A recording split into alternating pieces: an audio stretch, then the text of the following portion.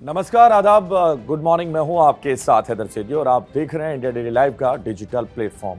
आज एक ऐसी कहानी की बात करेंगे जो आपने शायद पहले कभी नहीं सुनी होगी। जी हां, कौन है जवाहरलाल नेहरू की आदिवासी पत्नी। एक छोटी सी घटना से बदल गई पूरी जिंदगी। भारत के पहले प्रधानमंत्री पंडित जवाहरलाल नेहरू का निजी जीवन हमेशा से चर्चा का विषय रहा है, फिर चाहे वो उनका विदेशी पहनावा हो या फिर उनका निजी जीवन। देश में चुनाव हो तो अक्सर उनका निजी जीवन चर्चा का विषय बन जाता है और ऐसा ही एक बार फिर से देखने को मिल रहा है।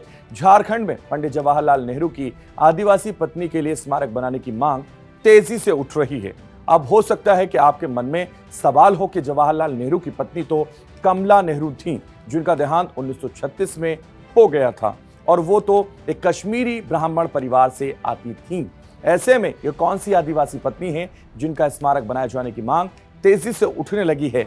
आज की इस वीडियो में हम आपको बताते हैं उन्हीं के बारे में। दरअसल बात 1959 की है, जब दामोदर वैली कॉरपोरेशन के पंचायत डैम और हाइडल पावर प्लांट का उद्घाटन करने देश के तत्कालीन प्रधानमंत्री जवाहरलाल नेहरू झारखंड पहुंचे थे।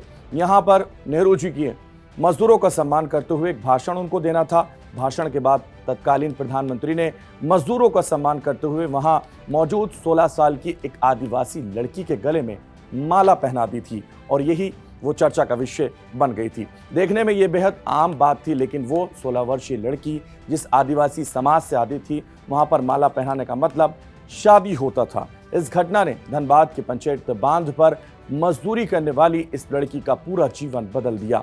अगर प्रधानमंत्री के हाथों किसी व्यक्ति को सम्मानित किया जाए तो उसका जीवन सकारात्मक रूप से प्रभावित होता है, लेकिन इस 16 वर्षीय लड़की के साथ ऐसा नहीं हुआ। इस पूरी घटना में जिस लड़की की बात हो रही है उनका नाम बुधनी मंझायन था, जो कि संथाली समुदाय से आती थी। जवाहरलाल नेहरू के हाथों उन्हें माला पहनाए जाने के बाद से उन्हें उनकी आदिवासी पत्नी कहा जाने लगा। हालांकि संथाली समुदाय में माला पहनाने को विवाह माना जाता है। अगर आप किसी बाहर वाले के साथ विवाह करते हैं तो आपको समाज से बहिष्कृत करने के साथ ही कई सारी पाबंदियों को झेलना पड़ता है।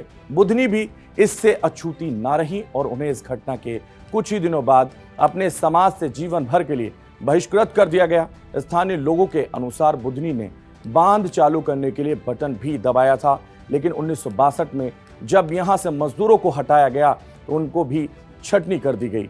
बांध के चलते पहले ही उनकी जमीन डूब गई थी और उन्हें बगल के राज्य बंगाल के पुरुलिया में दिहाड़ी मजदूरी कर अपना जीवन बिताने पर मजबूर होना पड़ा था।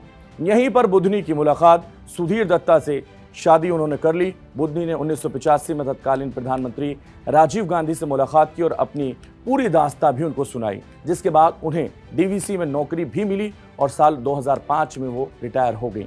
17 नवंबर 2023 में बुधनी मंझायन की मौत हो गई और उनका अंतिम संस्कार पंचायत में ही किया गया। इस दौरान वहां के स्थानीय राजनेता और नागरिक भी मौजूद रहे और उनके निधन के बाद अब एक मांग की जा रही है कि स्थानीय पार्क में नेहरू की मूर्ति के पास बुधनी मंझायन के सम्मान में एक स्मारक बनाया जाए। पंचायत के लोगों ने डीवीसी कॉलोनी में मंझायन के स्मारक और उनकी बेटी रत्ना के लिए एक घर की मांग करते हुए एक लेटर भी भेजा है। तो फिलहाल ऐसी कहानियों के लिए बने रहिए इंडिया डेली लाइव के साथ। मुझे दीजिए इजाजत और देखते रहिए इंडिया डेली लाइव।